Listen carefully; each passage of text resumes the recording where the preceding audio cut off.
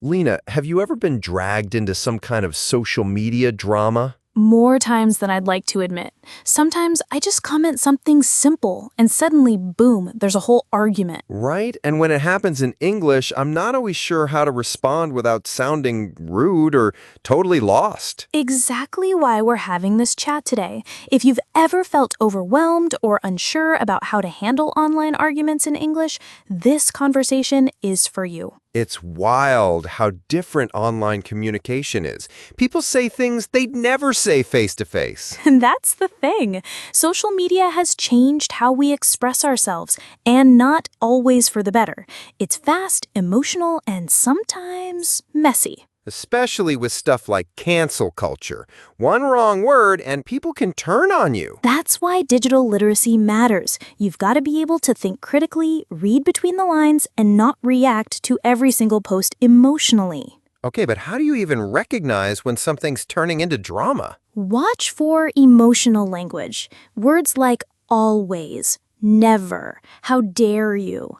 Also, sarcasm, all caps, or calling people out publicly. And people tagging others to prove a point. That always leads to chaos. Exactly. If a post starts getting personal or hostile, it's probably best to step back or not engage at all. So let's say you do want to respond.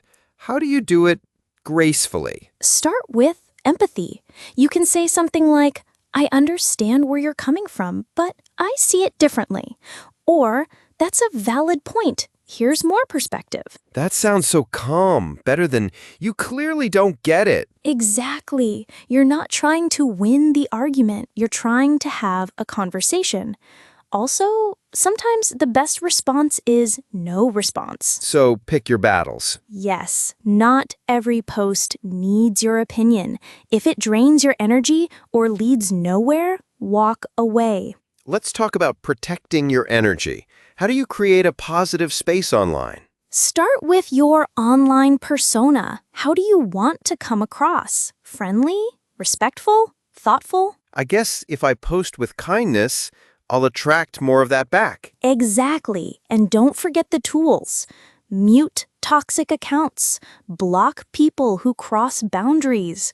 Limit time on platforms that affect your peace. This makes me want to be more mindful, like pause before I post. That's the key, self-awareness.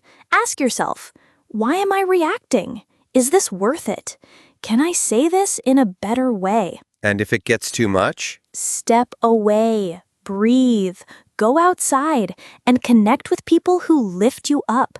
Find communities that reflect your values. Okay, new rule, no arguing in the comments section after midnight. Deal. And for anyone watching, you don't have to be perfect online. Just be respectful, clear, and true to yourself. And if you're learning English, these phrases we shared, practice them, use them. They really help. Don't forget to like, comment, and subscribe to Clear Voice English for more real-life English conversations and confidence-building tips. See you next time. See you next time.